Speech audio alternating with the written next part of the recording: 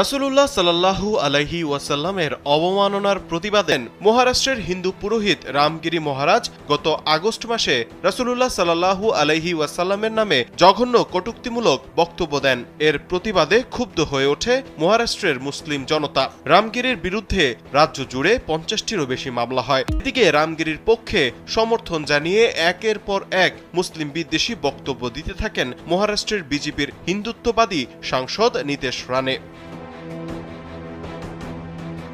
এক বক্তব্যে নীতেশ হুমকি দিয়ে বলেন, রামগিরি মহারাজের বিরুদ্ধে যারা কথা বলবে মসজিদে ঢুকে তাদের পেটানো হবে। কিন্তু এখন পর্যন্ত রাজ্য সরকার তাদের কারো বিরুদ্ধে কোনো পদক্ষেপ না নেয় এবং তাদের দ্রুত গ্রেপ্তারের দাবিতে নিখিল ভারত মজলিস-ই-ইত্তেহাদুল মুসলিমিনের নেতা ও সাবেক সাংসদ ইমতিয়াজ জলিলের নেতৃত্বে পরিচালিত মার্চ টু মুম্বাই কর্মসূচির পদযাত্রা গতকাল আটকে দেওয়া হয়। আমরা রামগিরি মহারাজ ও নীতেশ রানেকে দ্রুত গ্রেপ্তার করতে ভারত সরকারের প্রতি আহ্বান জানাচ্ছি।